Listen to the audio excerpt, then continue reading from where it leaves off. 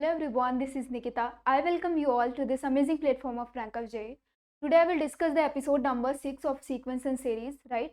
So in this episode number 6, I will discuss the question from 51 to 60, right? So 10 questions cover होंगे यहाँ पे.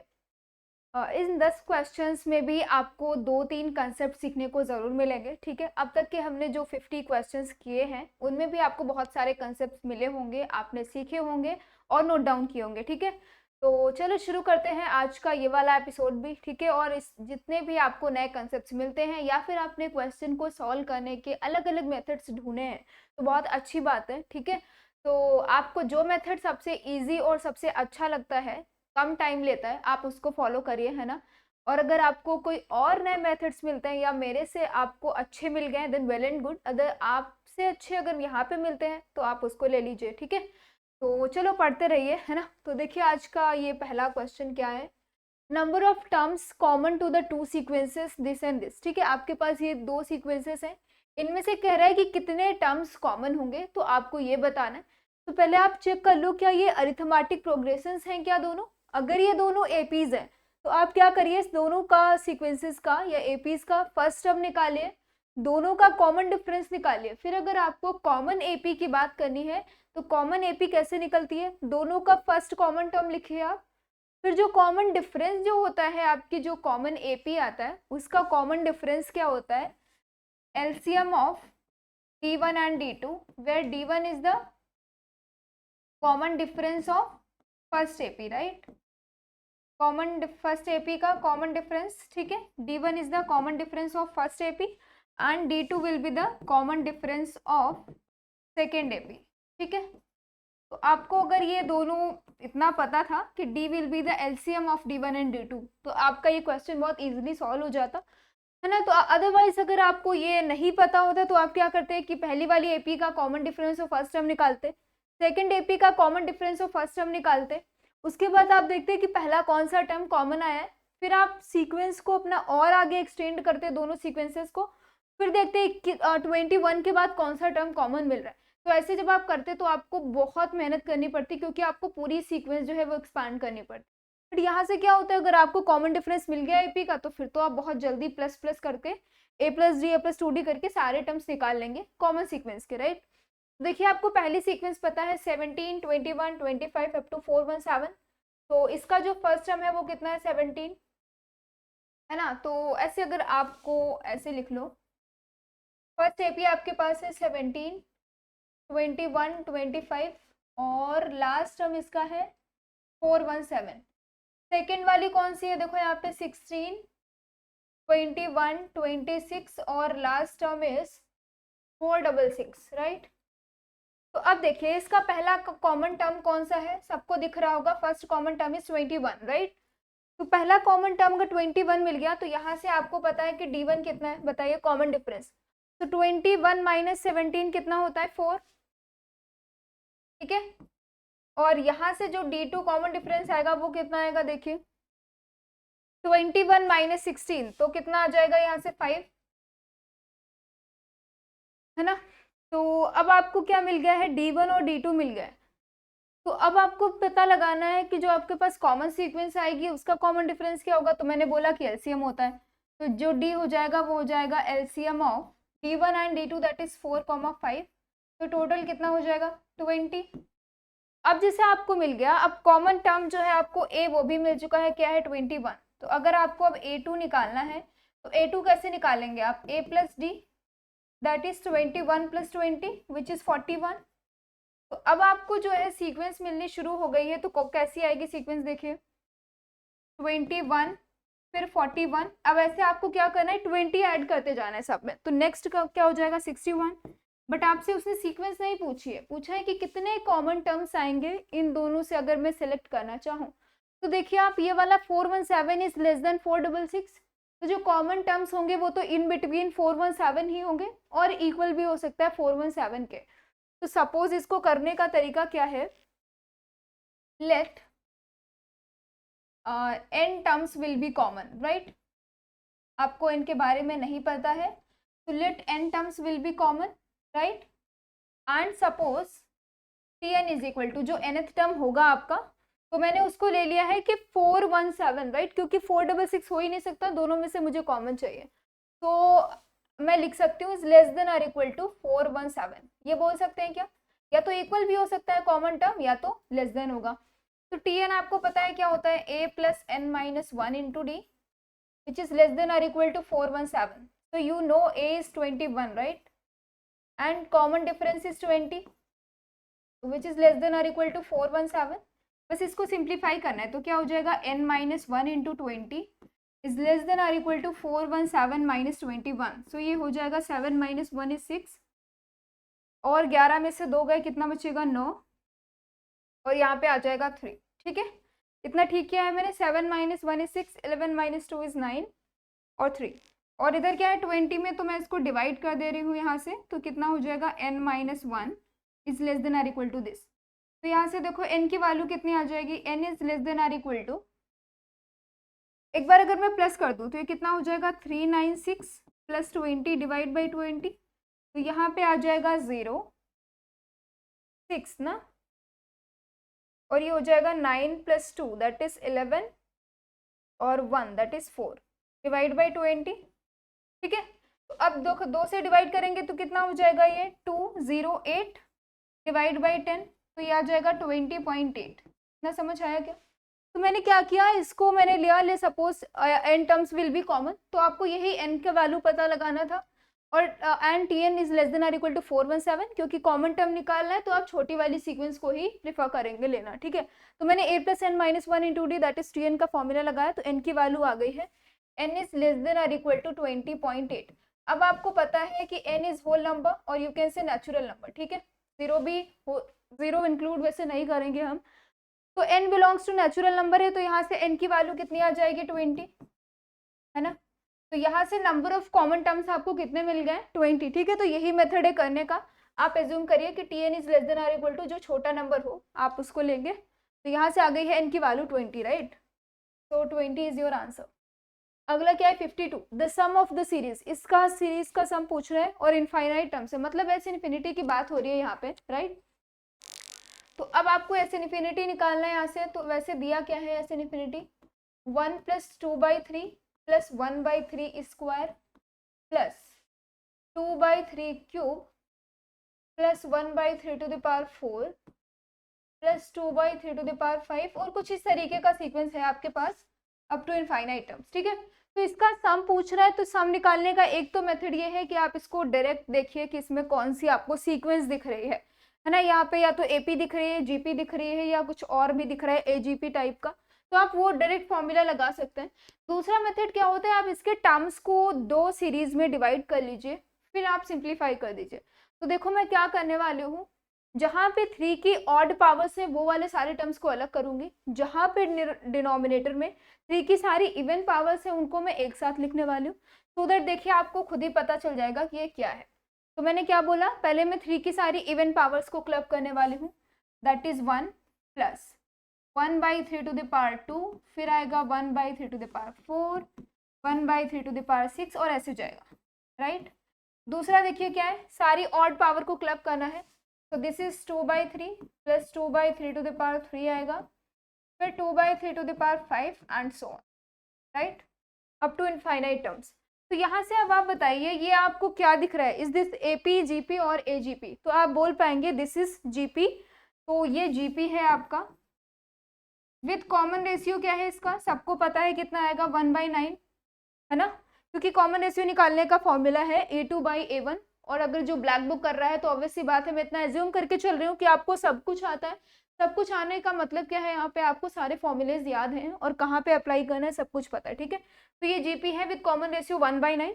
Similarly अगर यहाँ से 2 कॉमन ले लीजिए, तो जैसे ही आपने 2 कॉमन ले लिया तो ये वाला आप देखिए यहाँ से, हाँ आप 2 कॉमन ले लेंगे तब ये जीपी बन जाएगा. विद कॉमन रेशियो क्या आ जाएगा यहाँ से, अगर मैं 2 कॉमन लेने के बाद आफ्टर टेकिंग 2 कॉमन, तो इसका बताइए कितना आ जाएगा, इसका भी 1/9 ही आ रहा है कॉमन रेशियो.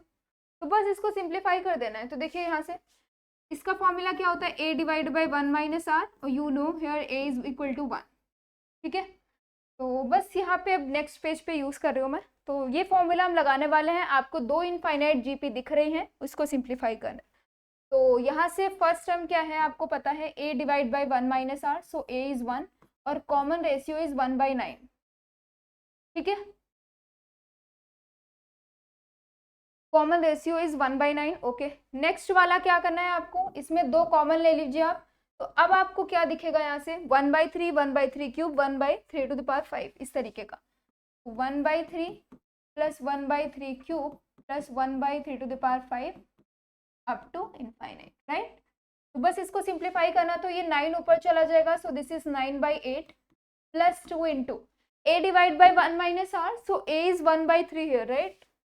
तो 1/r, सो r की वैल्यू भी कितना है 1/9। तो बस इसको सिंप्लीफाई कर दीजिए, सो दिस इज 9/8 प्लस 2 इंटू, तो 1/3 डिवाइड बाई 1 माइनस 9, 1/3 बचेगा, सो 3 ऊपर चला जाएगा, 9 माइनस 1 इज 8, तो 2 4 8 है ना। तो ये कितना आ जाएगा देखिए, 9/8 प्लस 3/4, ये आ गया। यहाँ से 8 एलसीएम ले लीजिए, तो कितना आ जाएगा, 9 प्लस 4 2 ज़ा 6, दिस इज 15/8।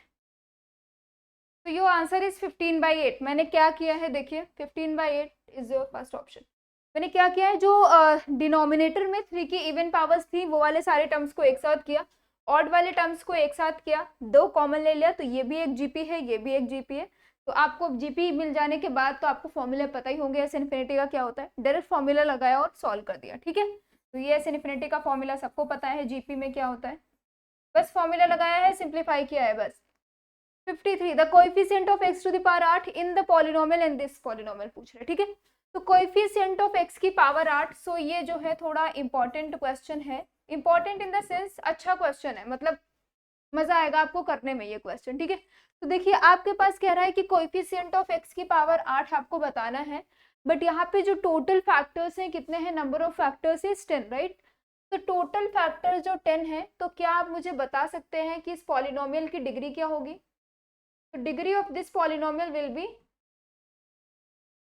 10 हो जाएगी, क्योंकि 10 डिग्री इसके पास 10 फैक्टर्स हैं, तो degree of this polynomial will be 10।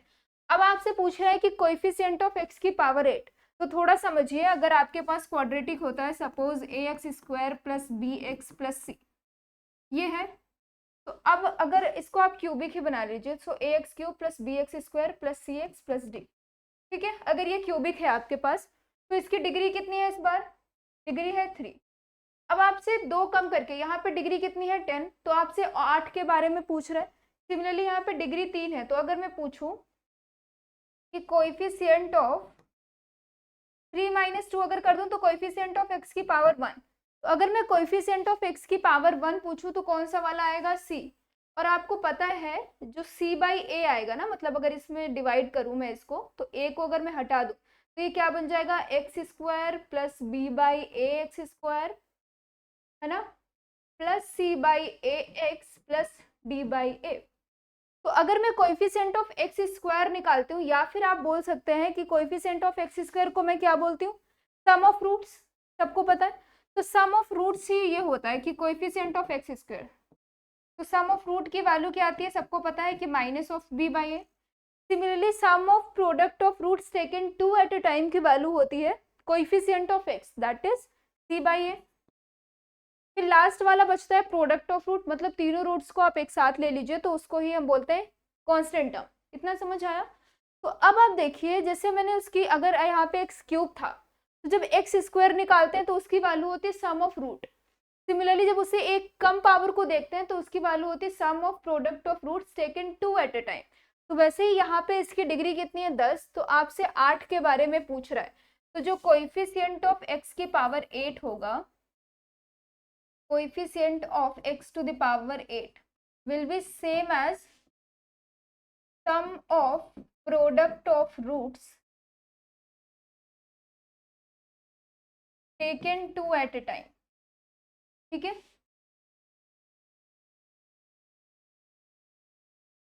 ये हो जाएगा।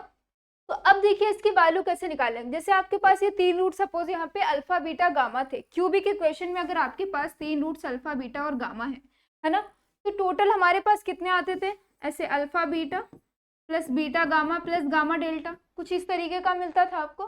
और ये कैसे आता था, आपको कैसे पता चलता था कि 3 ही होंगे, तो हम क्या करते थे 3C2 कर देते थे। तो 3C2 क्योंकि यहाँ पे 3 रूट्स हैं, आपको 2-2 के पेयर्स बनाने, तो 3C2 की वैल्यू क्या आती थी 3 factorial divide by 2 factorial 1 factorial which is equal to 3, तो 3 आ गया। सिमिलरली आपके पास यहाँ पे एटमोस्ट 10 रूट्स होंगे, और ऐसा क्यों मैं बोल रही हूँ क्योंकि यहाँ पे सारे ही डिफरेंट हैं, तो 10 रूट्स तो आपके पास हैं ही यहाँ पे। तो ऐसे कितने हो जाएंगे फिर ये 10C2, तो 10C2 की सबको पता है वैल्यू 10 फैक्टोरियल 2 फैक्टोरियल 8 फैक्टोरियल, तो कितना हो जाएगा 10 into 9 divide by 2 that is 5 into 9 that is 45। तो टोटल आपके पास ऐसी 45 टर्म्स आएंगी, जैसे यहाँ पे 3 आई है, तो सिमिलरली यहाँ पे टोटल कितनी आएंगी 45 टर्म्स। आई होप आपको इतना समझ आया है अब, राइट। तो अब देखिए अब इसको निकालना कैसे, तो पहला कैसे आएगा, देखो इसके रूट्स कौन कौन से, alpha beta gamma delta, suppose इस तरीके के रूट्स हैं, अल्फा बीटा गामा डेल्टा कुछ इस तरीके के, तो रूट्स कौन कौन से हैं 1 2 3 4 अप टू 10, 10 रूट्स हैं टोटल आपके पास। अब आपको पेयर्स कैसे बनाने देखिए, तो पहले मैं लिखूंगी अल्फा इंटू बीटा कुछ इस तरीके का, plus beta into gamma plus gamma into delta plus delta into something जो आगे का होगा प्रोडक्ट में, तो इस तरीके का आएगा कुछ 1 into 2 plus 2 into 3 plus 3 into 4 plus 4 into 5, ऐसे। इतना समझ आया क्या आपको, तो कुछ इस तरीके का होगा। बट अगर आप ऐसे लिखना शुरू कर दिए अप टू 45 टर्म्स, तो आपको कैलकुलेट करने में थोड़ा प्रॉब्लम हो सकती है कि कोई भी टर्म मिस तो नहीं हुआ है। अगर मिस नहीं भी हुआ है तब भी आप थोड़ा कंफ्यूज हो जाएंगे, तो मैंने इसको सिंप्लीफाई करने के लिए एक थोड़ा मेथड ढूंढा कुछ, तो देखो कैसे मैंने बनाया उसको। मैं पहले 1 ले रही हूँ, ठीक है, मैं 1 को 1 से लगा के 10 तक सबको मल्टीप्लाई कर रही हूँ, तो आपको पता है कि 1 इंटू 1 तो आएगा नहीं इसमें, क्योंकि अल्फा इंटू बीटा होता है हमेशा डिफरेंट नंबर से मल्टीप्लाई करता है। तो 1 के बाद देखिए हम कहाँ से शुरू करेंगे 1 इंटू 2, है ना, कुछ इस तरीके का, देखिए कैसे बताती हूँ मैं। 1 इंटू 2 लिखेंगे, फिर 2 इंटू 3 लिखेंगे, फिर 3 इंटू 4, और लास्ट में जो जाएगा वो कितना हो जाएगा 9 इंटू 10 प्लस 10 इंटू 1। अब ये एक बार जो आएगा 10 इंटू 1 आएगा, कितना समझ आया आपको। तो अब देखिए मैं यहाँ से क्या कर रही हूँ, हाँ, तो अगर आप ऐसे लिखना शुरू करेंगे तो आपको लेंदी जाएगा, 10 के बाद भी फिर 10 इंटू 1 करेंगे, फिर 10 इंटू 2 करने वाले, तो ऐसे बहुत लेंदी जाएगा। तो इसको मैंने सिंप्लीफाइड फॉर्म में देखो कैसे लिखा, सिंप्लीफाइड फॉर्म में 1 को आपको किस किस से मल्टीप्लाई करवाना होगा 2 से, फिर 3 से करवाएंगे 4 5, और कहाँ तक जाएंगे आप 10 तक। इतना कैसे लिखा मैंने 1 इंटू 2 1 इंटू 3, क्योंकि 1 की सबके साथ मल्टीप्लाई होगी 10 तक सबके साथ, सारे ही डिफरेंट है, तो आपको पता है इसका वैल्यू क्या आएगा 1। अब यहाँ से 2 से शुरू है, तो आपको पता है कि सम ऑफ फर्स्ट n टर्म्स की वैल्यू होती है nn प्लस 1/2, तो यहाँ पे अगर मैं 10 टर्म्स ले लूँ तो उसकी वैल्यू 55 होती है, सबको पता है। तो 55 माइनस 1 ये कितना हो जाएगा, ये ऐसे लिखा है 1 प्लस 2 अप टू 10 माइनस 1, तो ये कितना हो जाएगा 55 माइनस 1 दैट इज 50, तो ये एक आ गया।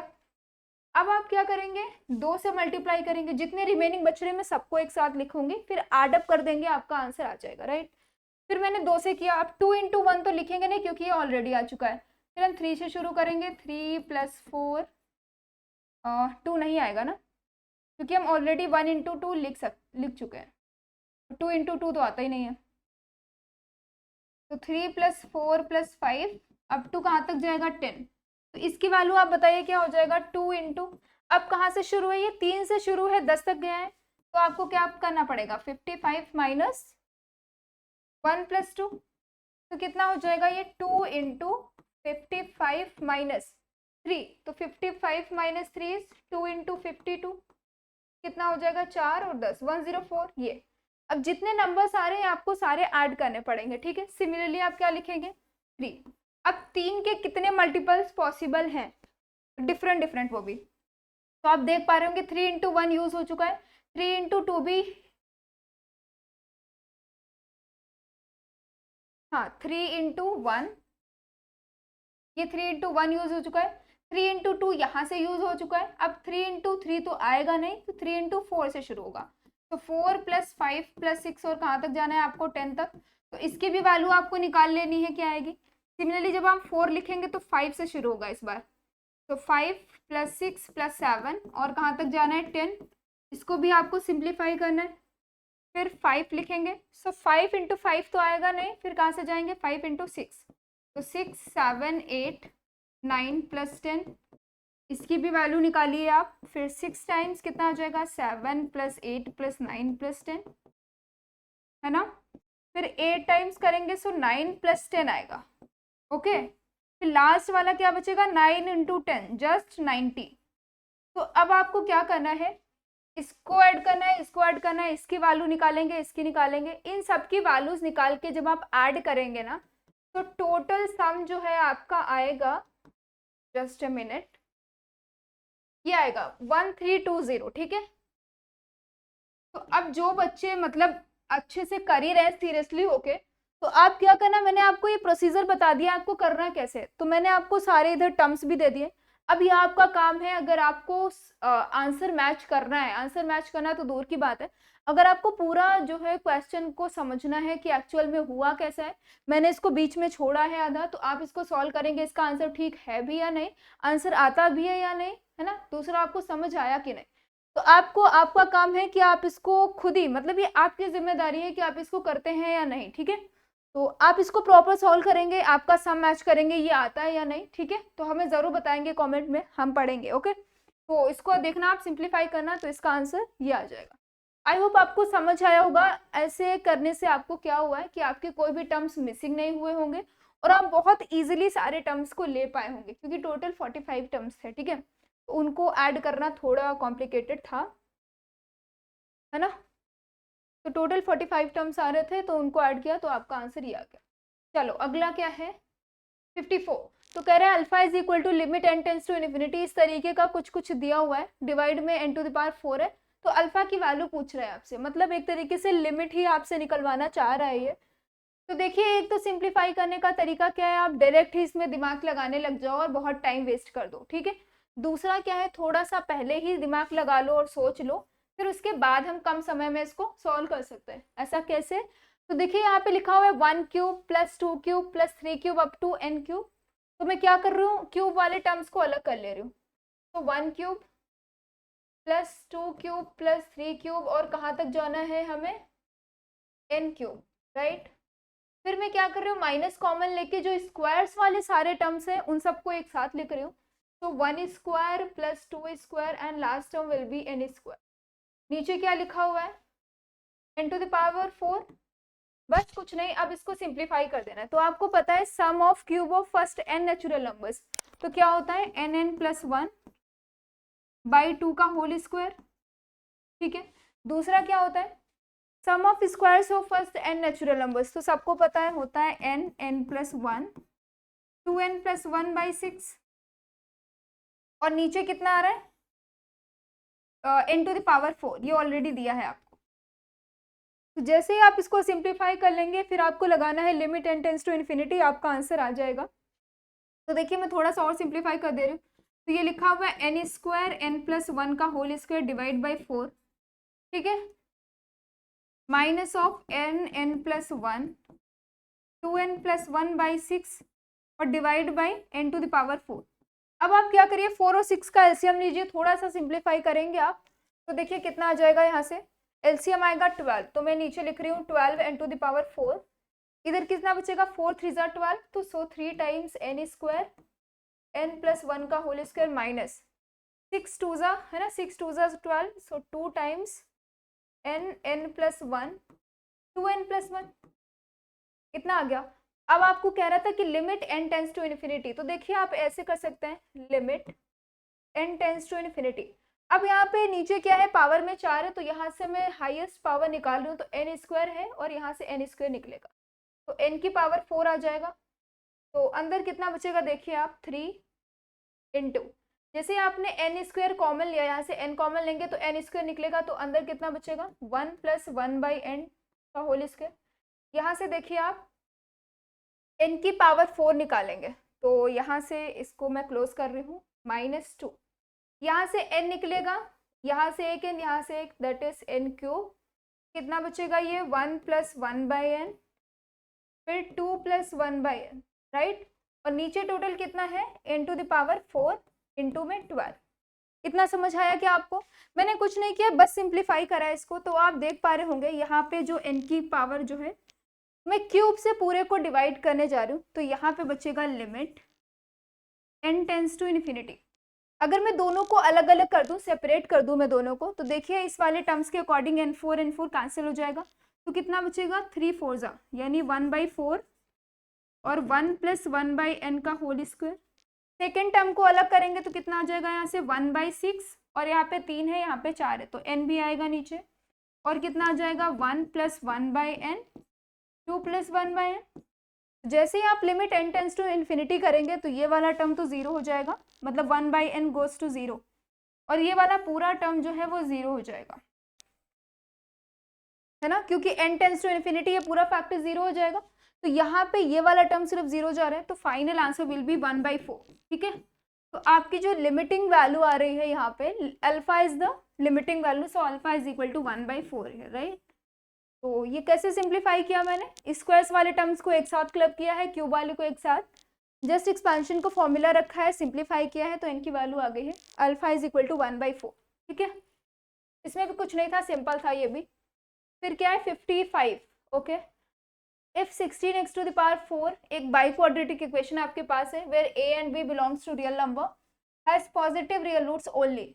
इसके जो x की वैल्यूज हैं सारी पॉजिटिव आ रही, तो आपसे पूछ रहा है कि a माइनस बी की वैल्यू बताइए।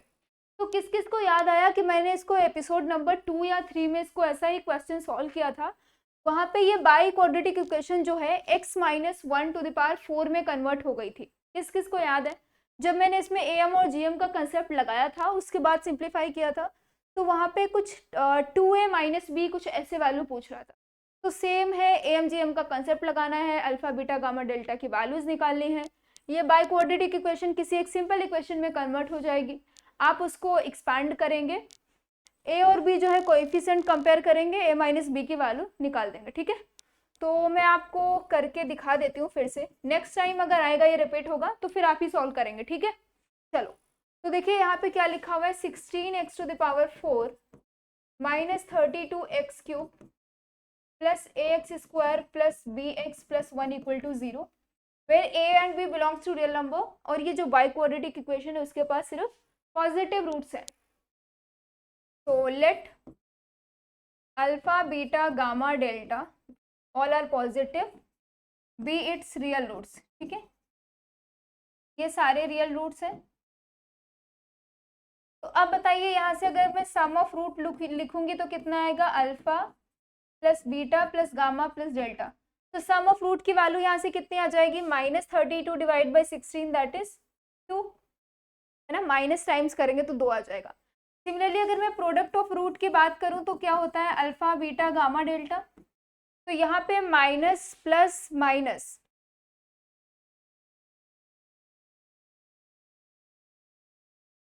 और ये कितना आ रहा है इस वाले का, है ना, तो ये आएगा sum of roots taken 2 at a time, फिर यहाँ पे 3 3 का लेंगे, फिर यहाँ पे सारे टर्म्स का प्रोडक्ट हो जाएगा। तो यहाँ पे आता है माइनस प्लस माइनस प्लस, तो कितना हो जाएगा 1/16। तो अब आप देख रहे हैं कि सम ऑफ रूट्स जो है वो 2 आया है और प्रोडक्ट ऑफ रूट की वैल्यू 1/6 आई है। और आपको एक चीज और पता है कि am इज ग्रेटर और इक्वल टू gm, मतलब alpha plus beta plus gamma plus delta divide by 4 will be greater और equal to alpha beta gamma delta whole to the power 1/4, right. Same यही प्रोसीजर मैंने follow किया था उस वाले question में। तो देखिए अब यहाँ से सम ऑफ रूट्स की वैल्यू आपको कितनी पता है, 2, तो 2/4 आ गया इधर, और ये कितना आएगा, ग्रेटर और equal to, so product of root is 1/16 whole to the power कितना आ रहा है 1/4, तो इसकी वैल्यू कितनी आ रही है आप बताइए 1/2। अब अगर मुझे इक्वल करना है तो क्या मैं इसको ऐसे नहीं लिख सकती हूँ 1/2 to the power 4 whole to the power 1/4, मतलब आप यहाँ से बोल सकते हैं कि am is equal to gm for alpha is equal to beta is equal to gamma is equal to delta which is 1/2, क्योंकि जैसे ही आप सबकी वैल्यू 1/2 रखेंगे तभी am इक्वालिटी होल्ड करेगी, सबको पता है, क्योंकि हाफ पे इक्वालिटी होल्ड हो रही है यहाँ पे, तो सबकी वैल्यूज कितनी मिल गई है आपको, हाफ। तो अब यहाँ से जब आपको सारे रूट्स की वैल्यू मिल गई है हाफ, तो क्या ये बाई क्वाड्रेटिक इक्वेशन इस तरीके की नहीं हो जाएगी, x - ½ x - ½ और x minus half equal to 0। तो इसको अगर आप पावर 4 में लिखना चाहें तो ये क्या लिखा हुआ है, x minus 1/2 to the power 4 equal to 0। और सिंप्लीफाई करेंगे तो यहाँ से आप 1/2 कॉमन ले सकते हैं और यू कैन से यहाँ पे लिख सकते हैं 2x minus 1 divide by 2 to the power 4 equal to 0। अब ये 2 जो है वो तो पॉजिटिव नंबर है तो मैंने 0 से मल्टीप्लाई करवा देंगे, कुछ प्रॉब्लम नहीं आएगी। तो फाइनल इक्वेशन आ रही है आपके पास 2x minus 1 to the power 4 equal to 0। ये आ गया। बस आपका काम क्या है, अब इसको सिंप्लीफाई करना है। तो सिंप्लीफाई कैसे करेंगे आप देखिए, इसको एक्सपांड करना है। तो एक तो मेथड है, आप इसको डायरेक्ट ऐसे लिख दीजिए 2x माइनस 1 का whole square into 2x minus 1 का होल स्क्वायर इक्वल टू 0। दूसरा मेथड, मेथड 2 क्या है, आप बाइनोमियल एक्सपेंशन कर दीजिए, है ना। तो जिसको जो आसान लगे आप बाइनोमियल एक्सपेंशन कर सकते हैं। तो 4 वाले पे क्या आता है बाइनोमियल एक्सपेंशन, 1 जो कोएफिशिएंट्स आते हैं, सो 1 4 6 4 1 इस तरीके का आता है कुछ। तो देखिए यहाँ पे कितना लिखना है आपको 1, तो 1 कितना हो जाएगा 2x टू द पावर 4। अगर मैं इसको बाइनोमियल से कर रही हूँ तो पहला वाला टर्म ये है, फिर कितना आ जाएगा, ऑब्वियस सी बात है यहाँ पे जब मैं लिखूंगी 1 आएगा तो इस बार माइनस का साइन आएगा। तो इस बार कितना लिखना है आपको, मल्टीप्लाई में 4 और 2x की पावर क्यूब, है ना, और ऐसे भी ले सकते हैं आप -1 की पावर 1। फिर नेक्स्ट कितना आएगा, जो आपका कोएफिशिएंट है वो 6 आएगा एंड 2x का स्क्वायर -1 का square plus 4 times 2x cube 1, है ना। फिर यहाँ पे आ जाएगा -1 की पावर 3। फिर 4 के बाद आपका जो कोएफिशिएंट आता है बाइनोमियल कोएफिशिएंट उसकी वैल्यू 1 होती है, तो आप इसको लिख सकते हैं 2x की power 0 into -1 to the power 4। ठीक है, तो फाइनल आपके पास जो बनेगा वो आएगा 16x to the power 4 minus times 2 to the 8, है ना, यानी 32x क्यूब। और ये कितना हो जाएगा, जस्ट आपको कुछ नहीं है, एक्सपैंड करना है और कोएफिशिएंट जो है वो कंपेयर कराने। तो ये वाला तो प्लस में ही आएगा, तो कितना हो जाएगा 24x स्क्वायर, और ये तो माइनस में आएगा तो कितना हो जाएगा 8x plus 2x equal to 0। तो ये आ रहा है आपके पास फाइनल इक्वेशन, है ना। तो अब आपसे पूछ रहा था a माइनस बी की वैल्यू क्या आएगी। तो a क्या था, कोएफिशिएंट ऑफ एक्स स्क्वायर, आप देख पाएंगे a was coefficient of x square and b is coefficient of x, है ना। और आपसे वैल्यू पूछ रहा है a माइनस बी की। तो देखिए a जो है कोएफिशिएंट ऑफ एक्स स्क्वायर, तो a की वैल्यू आ गई है 24 और b की वैल्यू आ गई है -8। तो आपसे पूछ रहा है कि a माइनस बी, तो कितना हो जाएगा 24 plus 8 which is equal to 32, right. तो मैंने बाइनोमियल वाला एक्सपैंड किया है, आप क्या कर सकते थे, डायरेक्ट इन दोनों की मल्टीप्लाई करिए, कुछ इस तरीके का बाइक्वाड्रेटिक बनेगा। आपको क्या करना है, कंपेयर कराना है, और कंपेयर कराते टाइम आपको ये याद रखना है कि जो आपकी फाइनल इक्वेशन थी जो ओरिजिनल, उसमें यहाँ पे इसकी पावर जो कोएफिशिएंट है कितना है 16। तो अगर आपने 16 को हटा दिया यहाँ से फिर प्रॉब्लम हो जाएगी आपको कंपेयर करने में और आपका आंसर भी कुछ और ही आएगा। तो मैंने इसको 16 ही रखा है यहाँ पे, फिर मैंने आपको कंपेयर करवाया क्योंकि आपके फाइनल इक्वेशन में 16 लिखा हुआ था। तो आपका आंसर कितना आया है 32, राइट। अगला क्या है 56, if A B C is a triangle, okay, and tan a/2 tan b/2 tan c/2 are in HP, then the minimum value of cot b/2 की पूछ रहा है ना, cot b/2 की मिनिमम वैल्यू कितनी आएगी, राइट। देखिए इसको कैसे करेंगे, शायद मैंने ये वाला क्वेश्चन कराया है आपको। आपसे पूछ रहा है minimum of cot b/2, minimum value of cot b, right. देखिए आपको क्या पता है कि ट्रायंगल है ABC, उसमें ये सारे टर्म्स HP में है। तो मैंने बोला था जितने भी HP के क्वेश्चंस होते हैं आपको क्या करना है, उसको AP में कन्वर्ट करना है, सारा कुछ काम AP में करना है, उसके बाद आंसर आपको रिवर्स कर देना है, आपका आंसर आ जाएगा। और यू कैन से रेसिप्रोकल, राइट। तो अगर ये HP में है तो जो इनका उल्टा होगा रेसिप्रोकल वो AP में होगा। तो दिस इम्प्लाइज, यहाँ से आप बोल सकते हैं कि cot a/2 cot b/2 and cot c/2 जो है वो AP में होंगे। तो अगर AP में है तो आप यहाँ से बोल सकते हैं 2 times cot b/2 will be equal to cot a/2 plus cot c/2, ये आ जाएगा। This is equation 1। और आपको एक प्रॉपर्टी मैं बता दूं, इन ट्रायंगल ABC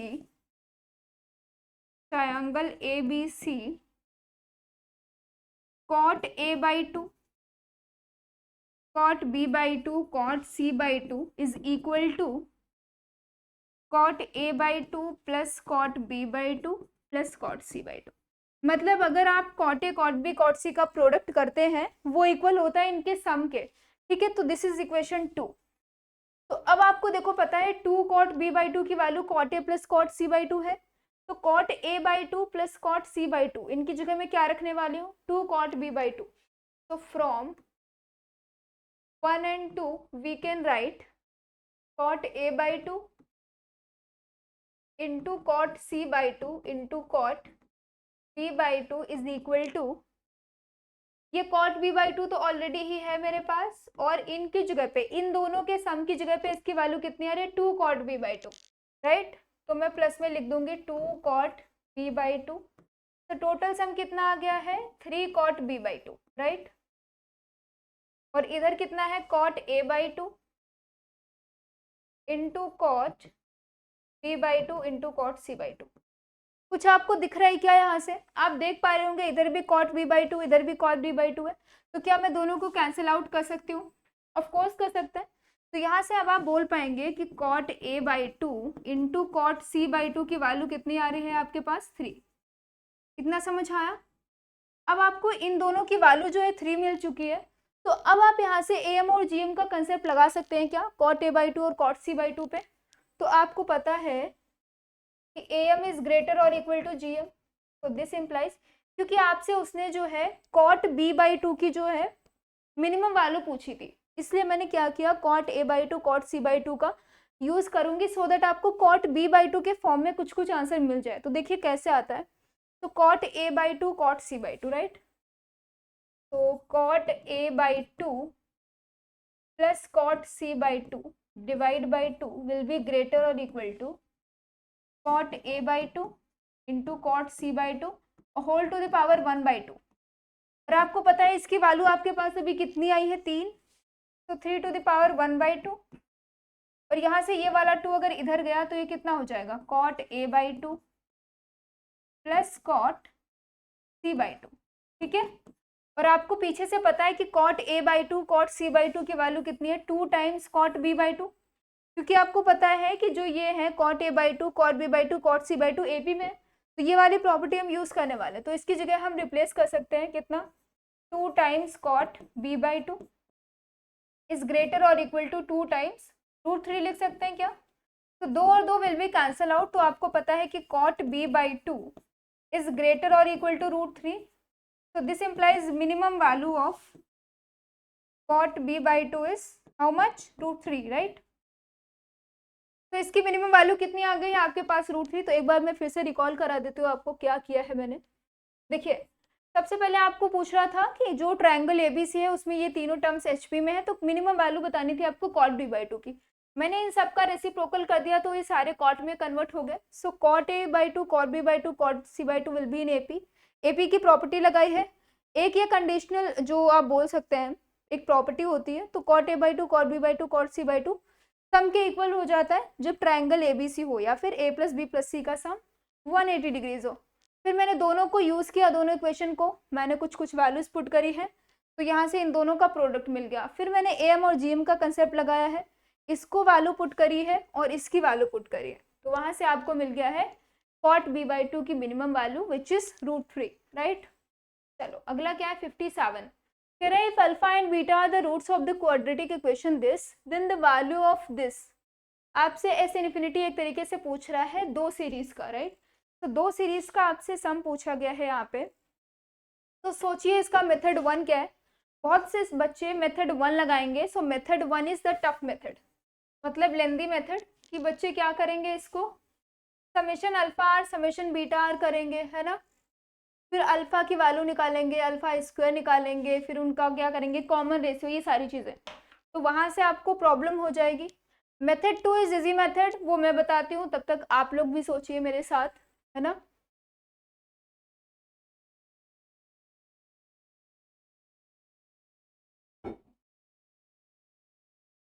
देखिए मेथड 1 वॉज टफ, तो मैं मेथड 2 यूज कर रही हूँ। मेथड 2 क्या है देखिए, पहले मैं इसको सिंप्लीफाई कर लेती हूँ यहाँ से। तो आपसे पूछ रहा है कि summation r running from 1 to infinity alpha to the power r plus beta to the power r, ये।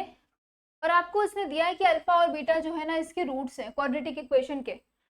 तो इसको थोड़ा और सिंप्लीफाई करूँ तो यही तो लिखा है ना, summation alpha to the power r where r running from 1 to infinity plus summation beta to the power r beta r running from 1 to infinity, ये ना। ये पता है। तो अब देखिए आपको एक क्वाड्रेटिक इक्वेशन दी है, तो यहाँ से आप क्या ऐसे बोल सकते हैं, quadratic equation is 4x² plus 2x minus 1 equal to 0। तो बहुत सारे बच्चे क्या करेंगे, जो मेथड 1 था वो पहले लिखेंगे अल्फा, फिर अल्फा स्क्वायर, अल्फा की पावर 3, अल्फा की पावर 4, ऐसे करते जाएंगे। फिर alpha divide by 1 minus alpha कुछ कुछ करेंगे, है ना। फिर beta divide by 1 minus beta करेंगे, फिर अल्फा और बीटा की वैल्यूज निकालेंगे अलग अलग, उसको सिंप्लीफाई करेंगे। तो बहुत लेंदी जाने वाला है। इसका जो शॉर्टकट मेथड और यू कैन से the second method that is easy method क्या है, देखिए यहाँ से आपको अल्फा और बीटा के बारे में निकालना था, है ना। तो देखिए अगर ये आपको जीपी दिख रही है क्या, ऑब्वियसली बात है ये जीपी ही है, क्योंकि इसका जब आप एक्सपेंशन करेंगे so alpha alpha square alpha cube ऐसे जाएगा। तो इनफाइनाइट जीपी का सम आपको पता है A divide by 1 minus r, that is alpha divide by 1 minus, और आर कितना हो जाएगा यहाँ से अल्फा, तो कॉमन रेशियो भी अल्फा है। सिमिलरली इसका पहला टर्म क्या हो जाएगा बीटा, और कॉमन रेशियो भी बीटा होगा, सो 1 माइनस बीटा। अब आपको पता है कि अल्फा और बीटा जो इस क्वाड्रेटिक इक्वेशन के रूट्स हैं, तो क्या आपको सम ऑफ रूट निकाल लेंगे। तो सम ऑफ रूट क्या आएगा, -2/4 that is -1/2। Product of root की वैल्यू होती है c/a दैट इज -1/4। तो ये इतनी वैल्यूज मिल गई आपको, बस इनको यहाँ पे आपको पुट कर देनी है।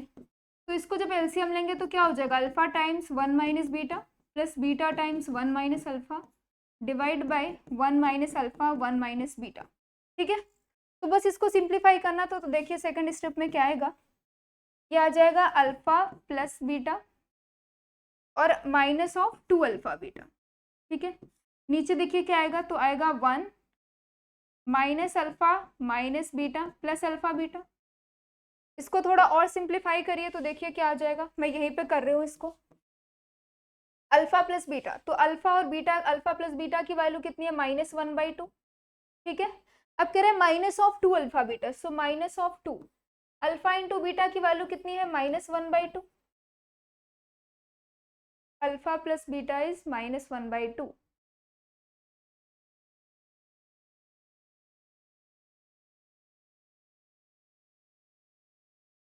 1/4 राइट, की वैल्यू 1/4 है ना। नीचे कितना आ जाएगा, देखिए 1 minus alpha plus beta is again 1/2, और अल्फा प्लस बीटा की वैल्यू आ रही है -1/4। तो अब आप देख पा रहे होंगे यहाँ पे लिखा है -1/2, 2 and 2 will be cancel out, तो आ जाएगा ये +1/2। अब नीचे इसके कुछ भी लिखा हो नॉन जीरो नंबर, तो यहाँ पे ये तो जीरो ही आ गया फिर तो, है ना। प्लस हाफ और माइनस हाफ मिलकर जीरो हो जाएगा, तो ये तो यही खत्म हो गया। इसका आंसर कितना आ रहा है, जीरो। मैंने क्या किया, इस क्वाड्रेटिक इक्वेशन से sum of root product of root निकाला है, एस इन्फिनिटी का फॉर्मूला लगाया, सिंप्लीफाई किया है, वैल्यूज रखे हैं, आंसर आ गया जीरो, ठीक है। तो इसमें भी कुछ नहीं था, आसान सा था ये भी, बट आपको पता होना चाहिए कि बड़ा वाला मेथड लगाना था या फिर ये सिंप्लीफाइड फॉर्म में आपको करके सॉल्व कर देना था, राइट। चलो 58 क्या है, the sum of the series up to 10 terms, okay. इस सीरीज के टर्म 10 टर्म्स का आपको सम बताना है। तो सीरीज कौन सी है, देखिए 2 का स्क्वायर, S10 आपसे पूछ रहा है, where S is 2 square plus 2 into 4 square plus 3 into 6 square. तो अब आप ही बताइए कि लास्ट टर्म क्या आएगा इसका, एन 10 टर्म्स। तो पहले वाले पे देखो 1 इंटू है 2 स्क्वायर, तो यहाँ पे 1 की जगह लास्ट टर्म में 10 टर्म में 10 आएगा, फिर 2 स्क्वायर 4 स्क्वायर ऐसे करके जा रहा है। तो इसका जो 10th टर्म होगा वो कितना हो जाएगा बताइए आप, 2 इंटू 10 दैट इज 20, और 20 का स्क्वायर। इतना किस किस को समझ आया है कि T10 की वैल्यू जो है ये आएगी 10 टाइम्स 20 का स्क्वायर। एक बार फिर से समझिए, क्योंकि पहले टर्म में था 1 2 3 4, तो यहाँ पे लास्ट में 10 आएगा, फिर 1 वाले प्लेस पे 2 स्क्वायर था, 2 वाले पे 4, तो 10 वाले पे कितना आ जाएगा 20 का स्क्वायर। अब आप कुछ देख पा रहे होंगे कि आप पूरे इक्वेशन से, इस सीरीज से 2 स्क्वायर कॉमन ले सकते हैं। तो जैसे 2 स्क्वायर कॉमन लेंगे तो ये बचेगा 1 plus 2 into 2 square plus 3 into, ये लिखा हुआ है 2 इंटू 3 का होल स्क्वायर, तो मैंने 2 स्क्वायर कॉमन लिया, सो दिस इज 3 स्क्वायर। तो last term will be 10 into 10 square, ठीक है। तो ऐसे ही फिर मैंने 2 स्क्वायर और सिंप्लीफाई किया तो ये लिखा हुआ है 2 टू द पावर क्यूब, और ये 1 का क्यूब अगर मैं कर दूँ तो ये लिखा हुआ है 3 का क्यूब, और लास्ट में आएगा आपके पास 10 का क्यूब। तो अब आपको किस किस को दिखने लगा है कि ये तो खत्म हो गया क्वेश्चन यहीं पे, क्योंकि ये कितना आ गया है, sum of cube of first n natural numbers and n is 10 here. तो आपको पता है क्या होता है, n plus 1 by 2, right. So 10 plus 1 divide by 2 का होल स्क्वायर, ये होता है। तो बस इसको सिंप्लीफाई करना है, तो देखिए कितना आ जाएगा 4, है ना, दिस S10 है ना ये, तो कितना आ जाएगा 4 इंटू, नीचे भी 4 आ जाएगा और ऊपर कितना बचेगा देखिए आप, 100 इंटू 11 का square is 121, so this cancel out, तो कितना हो जाएगा ये 12100। ठीक है, तो इसमें तो कुछ भी नहीं था, ये तो बहुत आसान सा था, तो इसका आया है answer 12100, that is option b ना। ओके, चलिए अगला क्या है 59। तो कह रहा है a and b are positive real numbers such that a plus b is equal to 6, ये आपको पता है। Then the minimum value of, तो ये भी एक तरीके का इंपॉर्टेंट क्वेश्चन है, इंपॉर्टेंट इन द सेंस अच्छा क्वेश्चन है। एक और पीछे था वो भी अच्छा क्वेश्चन था, मैंने जिन पे स्टार मार्क किए हैं आप ट्राई करिए कि उनको मत भूलिए, उनको एक अच्छे से लिख लीजिए कि अगर कहीं पे आते हैं तो मैं इसको सॉल्व कर लूंगा या कर लूंगी, राइट। तो अच्छे क्वेश्चंस में से हैं ये। देखो क्या कह रहा है कि a and b are positive real numbers, are positive and belongs to real number, right. दूसरा बोला है उन्होंने कि ए प्लस बी इज 6, आपसे पूछ रहे हैं कि minimum value of 4 by A plus 1 by b, इसकी मिनिमम वैल्यू बतानी है। ठीक है, तो देखिए आपको पता है कि एक तो ये भी पता है सबको, ए एम इज ग्रेटर और इक्वल टू जी एम। दूसरा पता है कि जी एम इज ग्रेटर और इक्वल टू एच एम। तो जैसे ही आप इन दोनों को यूज करते हैं तो यहाँ से आप बोल सकते हैं कि ए एम इज ग्रेटर और इक्वल टू एच एम। ठीक है, ये बोल सकते हैं क्या इन दोनों को यूज करके। तो if you have 3 numbers A B C positive, तो अगर मैं यहाँ से लगाऊं कि ए एम इज ग्रेटर और इक्वल टू जी एम, तो आप बोल सकते हैं क्या, A plus B plus C divide by 3 is greater और इक्वल टू, एच एम का फॉर्मूला क्या होता है, 3 उल्टा करके फिर ए बी सी जिसको है उनका सबका रेसिप्रोकल ले लेना है, that is 1 by A plus 1 by B plus 1 by C. ठीक है, जिसको ये पता है यहाँ से आपका क्वेश्चन होने वाला है, तो हम यूज करेंगे कि ए एम इज ग्रेटर और इक्वल टू एच एम। ठीक है, तो देखिए ए एम इज ग्रेटर और इक्वल टू एच एम, और हमारे पास नंबर्स कौन कौन से लेंगे, यहाँ पे 4 बाई ए और 1 बाई बी है ना, और आपको a प्लस बी की वैल्यू 6 दी हुई है। तो देखिए इसको आप ऐसा लिख सकते हैं क्या, 2 by A plus 2 by A plus 1 by b, same है। ठीक है, नो प्रॉब्लम। और मैंने इसको a एज्यूम किया है, इसको b और इसको c। ठीक है, तो इन तीनों नंबर्स को हम यूज करने वाले हैं, तो ए एम की जगह लिखने वाले हैं a plus B plus C by 3, that is 2 by A plus 2 by A plus 1 by B divide by 3 is greater और इक्वल टू 3 डिवाइड बाय, क्या होता है 1 by A 1 by B 1 by c, right. तो 1 by ए कितना हो जाएगा a by 2 plus फिर से कितना आ जाएगा a by 2 plus b by 1। तो यहाँ से आप देख पा रहे होंगे ये क्या लिखा हुआ है 3 टाइम्स, ये हो जाएगा a प्लस बी, और a प्लस बी की वैल्यू आपको कितनी पता है 6 दी हुई है, तो मैं यहाँ पे अगर रख रही हूँ 3 बाई 6, तो ये कितना आ जाएगा 1 बाई 2। तो अब आप यहाँ से बोल सकते हैं ये कितना लिखा हुआ है 2 by A 1 by B, that is 4 by A. तो 4 by A plus 1 by B divide by 3 is greater और इक्वल टू, कितना आया है 1 बाई 2। तो यहाँ से आप बोल सकते हैं कि 4 by A plus 1 by b is greater और इक्वल टू 3 बाई 2, है ना। तो इसकी जो आपको मिनिमम वैल्यू मिली है, minimum value of 4 by A plus 1 by b is nothing but 3 by 2। ठीक है, तो इसका आंसर आ रहा है 3 by 2, that is option D. तो एक बार मैं फिर से बता रही हूँ मैंने क्या किया है। देखो यहाँ पे आपको पता है कि A M is bigger than G M and G M is bigger than H M, ये होता है फॉर्मूला। सो मैंने इन दोनों को क्लब किया, so A M is greater और इक्वल टू एच एम। तो सिंगल ए एम निकालने का फॉर्मूला एन टर्म्स के, सिंगल ए एम निकालने का फॉर्मूला होता है A plus B plus C by 3 where N is equal to 3 here. और एच एम कैसे निकलता है, N divide by 1 by A 1 by A 1 A 2 A 3 up to A N. तो इस तरीके का होता है। तो मैंने 1 by A 1 by B 1 by C लिख दिया क्योंकि हमारे पास 3 टर्म्स है ना। तो बस यही वाला फॉर्मूला लगाया है। याद आपको क्या रखना है कि मैंने 2/a को a एज्यूम किया है, 2/a को b एंड 1/b को c। फिर मैंने यहाँ पे जस्ट फॉर्मूला लगाया, सॉल्व कर दिया। अब एक चीज और आप बताना आप लोग कि किस ने इसको किसी दूसरे मेथड से भी सॉल्व कर लिया है। तो जिसने इसको सॉल्व कर लिया है तो मुझे कमेंट में ज़रूर बताइए वो मेथड इससे आसान है क्या। अगर आसान है तो वो भी मुझे टाइप करके कमेंट में ज़रूर बताइएगा, ठीक है। एक मेथड इसका और भी है, बहुत अच्छा सा है, तो मैं उसको नहीं बताऊंगी। आप सोचिए कि आपने वहां तक पहुंचे हैं या नहीं। सो दिस इज मेथड 1, ठीक है। चलो 59 के बाद 60। देखो क्या कह रहा है, the first term of an infinite GP is the value of x. Okay, जो आपके पास इनफाइनाइट जीपी होगा उसका पहला टर्म की वैल्यू इन्होंने एक्स बोला है।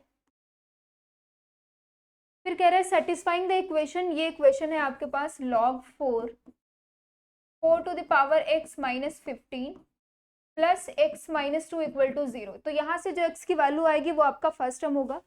और कॉमन रेशियो की बात करी है उसने, तो इसकी वैल्यू है cos 2011 पाई डिवाइड बाई 3। तो आपसे पूछ रहा है द सम ऑफ जीपी।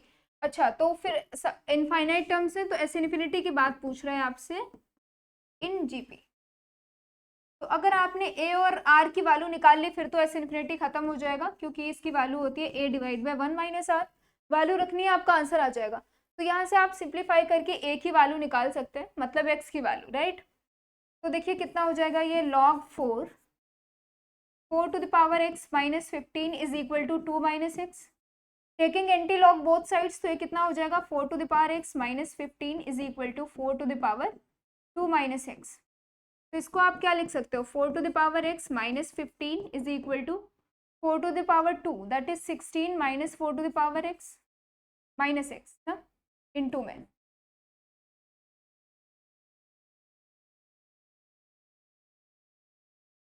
ये कितना आएगा, प्रोडक्ट में आने वाला है।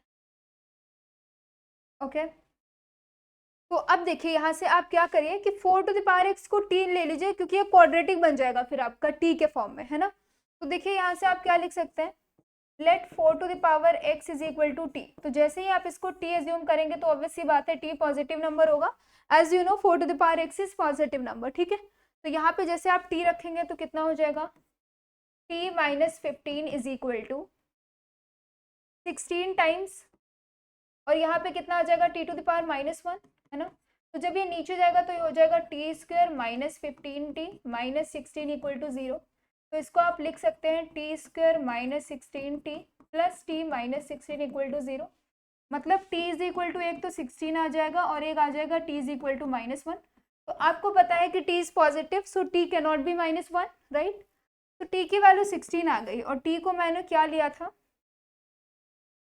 4 to the power x, right. तो यहाँ से आप बोल सकते हैं 4 to the power x is equal to 16 which is 4 to the power 2। तो आपको पता चल गया कि x is equal to 2, that is first term of infinite GP क्या हो जाएगा, which is a which is 2। तो आपको फर्स्ट टर्म मिल गया है। अब आपको क्या करना है, कॉमन रेशियो निकालना है, वैल्यू रख देनी है, आंसर आ जाएगा।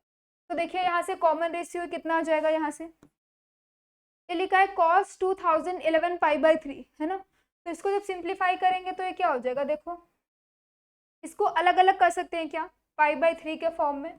तो अगर मैं इसको लिख दूं पाई बाई 3 प्लस 3 से डिवाइड करिए एक बार, कितना आ जाएगा, ये लिखा है 2011 डिवाइड बाई 3। तो 3 6 18, कितना बचेगा 2, यानी 21, है ना। तो 3 7 21। जस्ट ए मिनट, मैं इसको नीचे लिख लूँ एक बार। यहाँ पे कितना आ रहा था 2, फिर मैंने 1 लिखा था, तो 3 7 21, और यहाँ पे कितना बचेगा 1। तो मैं इसको लिख सकती हूँ क्या 670 प्लस 1। तो ये देखिए क्या हो जाएगा 675। अब ठीक है क्या, है ना। तो अब ठीक है ये, तो 3 इंटू करेंगे जब तो कितना हो जाएगा 2010 आएगा, प्लस पाई करेंगे तो 20111 आ जाएगा डिवाइड बाई 3, इतना ठीक है। अब आपको पता है कि 670 जो है वो इवन नंबर है। तो इवन नंबर है मतलब आप इसको 2 में ब्रेक कर सकते हो। तो 2 पाई फॉर्म का है तो ये मतलब फर्स्ट क्वाड्रेंट में जाएगा, मतलब even multiple of pi plus pi by 3, तो फर्स्ट क्वाड्रेंट में। तो cos something plus pi by 3, तो ऑब्वियसली बात है ये कॉस में ही रहेगा, वो भी पॉजिटिव। तो this is cos pi by 3 and cos pi by 3 की वैल्यू पता है सबको हाफ होती है, तो मतलब आपको r की भी वैल्यू मिल चुकी है। तो r is equal to half, so s infinity will be a divided by 1 minus r, so a is 2, so 1 minus 1 by 2 is 1 by 2, so 2 into 1 divided by 1 by 2 is 4। तो आपको s infinity की value कितनी मिल चुकी है यहाँ पे 4, right. तो s infinity is 4। तो इस वाले क्वेश्चन में भी कुछ खास नहीं था, आपको यहाँ से x की वैल्यू निकाल लेनी थी, तो वो कितना हो जाएगा 2। फिर मैंने इसको सिंप्लीफाई करा तो यहाँ से आपको कॉमन रेशियो की वैल्यू मिल गई है कितनी, हाफ। एस इन्फिनिटी का फॉर्मूला लगाएंगे, आपको a divide by 1 minus r करेंगे तो आपको जो है आंसर मिल जाएगा, कितना आ रहा है 4। तो यही क्या था, सम ऑफ इनफाइनाइट टर्म्स, राइट। चलो, तो आई होप आपको समझ आया होगा, आज के सारे क्वेश्चन समझ आए होंगे, और 2-3 क्वेश्चंस अच्छे थे तो उनके कंसेप्ट भी पता चले होंगे आपको, और डे बाय डे आप बहुत कुछ सीख रहे होंगे क्वेश्चंस के थ्रू, राइट। तो आपके कंसेप्ट भी क्लियर हो रहे होंगे, तो ऐसे ही पढ़ते रहिए, कंसेप्ट को क्लियर करते रहिए, है ना। जो नई चीज़ें मिलती हैं उनको नोट डाउन करिए, सो दैट आप फिर से अगर क्वेश्चंस कर रहे हैं सेम टाइप के तो आप ना भूलें, ठीक है। तो thank you so much, have a nice day, bye bye, है ना।